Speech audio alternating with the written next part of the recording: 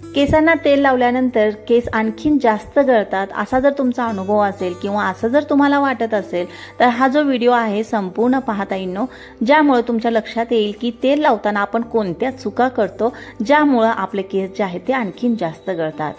तर चला आजच्या व्हिडिओला सुरुवात करू।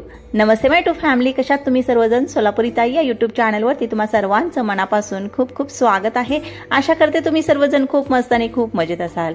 तर बघा, बऱ्याचदा आपण काय करतो की केस खूप घाण होईपर्यंत म्हणा किंवा आपला स्काल्प जो आहे तो खूप घाण होईपर्यंत, खूप घाम आल्यानंतर धुण्याचा विचार करतो। म्हणजेच की आठवड्यातून एकदा धुवत असाल तुम्ही किंवा 2 वेळा धुवत असाल, पण आपला स्काल्प म्हणा किंवा आपले केस खूप घाण होईपर्यंत आपण वाट पाहतो आणि त्यानंतर मग तेल लावतो आणि मग धुण्याचा प्रयत्न करतो केस। तर असं अजिबात करायचं नाहीये।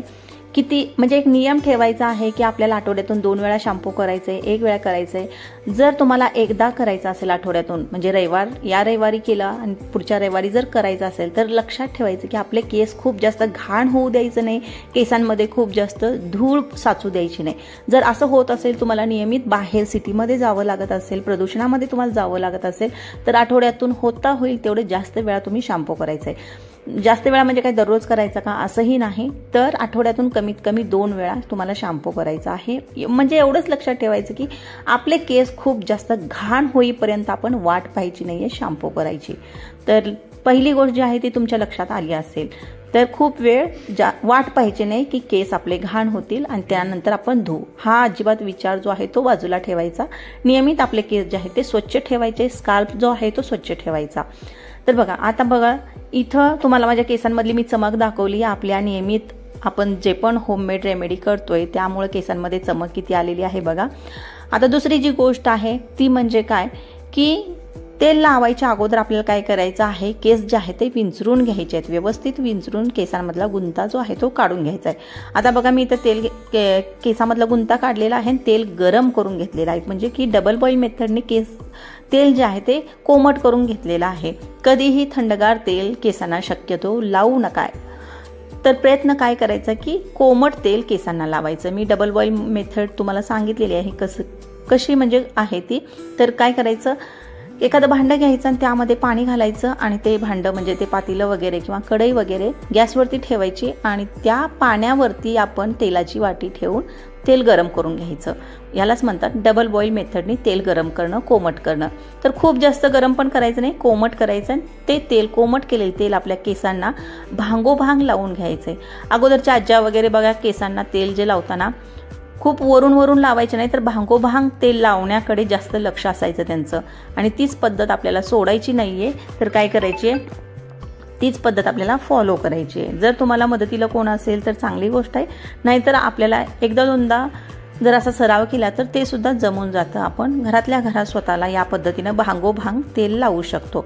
आता नेहमी आपल्याला तेल लावायला कोण येणार? आता जॉईंट फॅमिली तर राहिलेली नाही, प्रत्येकजण विभक्त राहण्याचा विचार करतो आणि त्यामुळं होतं काय आपल्याला की मदतीला तेल लावताना वगैरे मदतीला कोण नसतं आणि नेहमी नसतं। एखाद वेळ कोणीतरी मदत करेल, पण नेहमी कोण असणार आहे? त्यासाठी लक्षात ठेवायचं की स्वतःला सुद्धा या पद्धतीनं आपण तेल भांगोभांग लावू शकतो। तर 2 गोष्टी तुमच्या लक्षात आल्या असतील। 3 नियम सांगितले मी की सुरुवातीला स्काल्प किंवा केस जे आहे ते खूप जास्त घाण होऊ द्यायचे नाही, तेल जे आहे ते कोमट करून लावायचं आणि भांगोभांग तेल लावून घ्यायचं।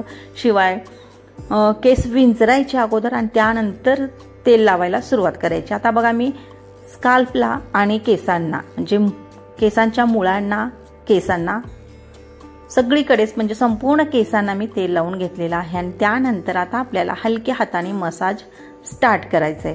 मसाज खूप वेळ सुद्धा करायचं नाही आपल्याला, खूप जास्त घसा घासून मसाज करायचं नाही। मसाज पण खूप जण काय करतात की खूप घासतात केसांना, आणि असं अजिबात करायचं नाही।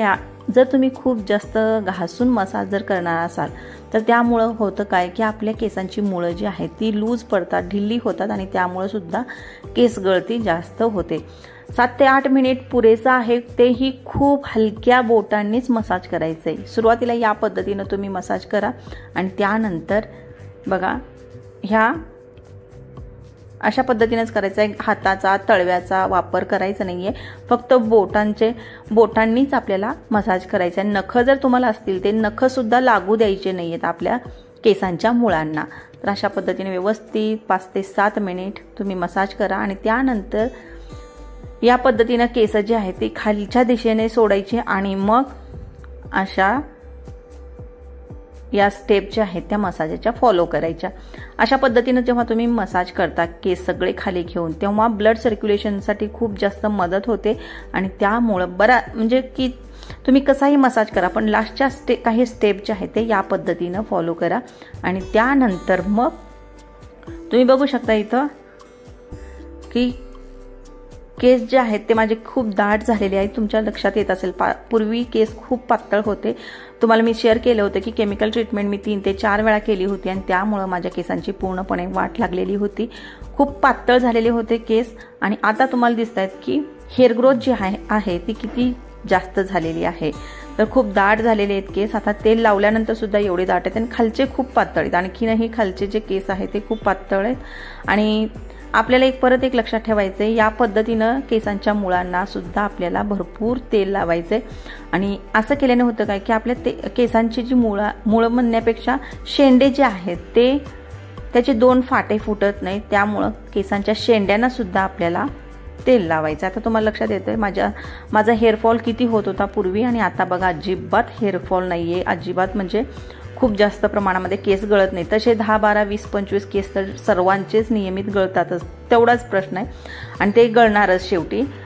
पण पूर्वी खूप जास्त अशा म्हणजे मुठमुठ भरून जे केस बाहेर यायचे ते आता अजिबात येत नाहीत, खूप कमी झाले प्रमाण केस गळतीचं आणि यासाठी मी कुठलेही केमिकल वगैरे काही वापरलेलं नाहीये, तुम्हाला सर्वांना माहित आहे। घरगुती उपायानेच मी माझे केस जे आहेत ते मजबूत केलेले आहेत आणि स्ट्रॉंग झालेले आहेत। केस खूप दाट झालेले तुम्हाला समोरून दिसतंय, मी सांगायची अजिबात गरज नाहीये, माझे जुने व्हिडिओ तुम्ही पाहू शकता। आता बघा केसांना तेल लावलं, मसाज केला, सगळं काही झालं, पण आता आपल्याला काय करायचंय, केसाचा एकतरी ढिल्ला आंबाडा बांधायचा, नाही म्हणलं तर वेणी घालायची, पण ढिल्ली घालायची वेणी सुद्धा, खूप टाईट फिट वेणी अजिबात घालायची नाही आपल्याला, ढिल्ली वेणी घालायची आणि दुसऱ्या दिवशी तुम्ही केस जे आहेत ते धुवून काढू शकता। आता बऱ्याच ताईंचा हा सुद्धा प्रश्न होता की केसांना 3 तास तेल ठेवलेलं चांगलं की रात्रभर ठेवलेलं चांगलं। माझ्या मते तर रात्रभर ठेवलेलं चांगलं आणि जर तुमच्याकडे वेळ नसेल वगैरे तर तुम्ही 3 तासानंतर सुद्धा केस धुवू शकता। तर बघा आता या पद्धतीच्या पिना तुम्ही छोटे केस असतील तर त्यांना वापरू शकता अशा पद्धतीनं, पण त्या टिकटॉकच्या ज्या पिना आहेत त्या अजिबात वापरू नका, त्यामुळे होतं काय की केस जे आहेत ते तुटतात काढताना म्हणा किंवा ते खूप टाईट असतात आणि त्यामुळे होतं काय की तुमचे केस जे आहेत ते समोरचे तुटतात। तर त्यासाठी आपल्याला त्या पद्धतीच्या पिना वापरायच्या आहेत, या पद्धतीच्या पिना अजिबात वापरायचं नाहीये। तर अशा पद्धतीनं या टिप्स सगळ्या फॉलो करा, तुमचे सुद्धा केस जे आहेत ते केस गळती बंद होईल आणि केस खूप जास्त वाढतील। व्हिडिओ आवडला तर व्हिडिओला लाईक करा, चॅनलला सबस्क्राईब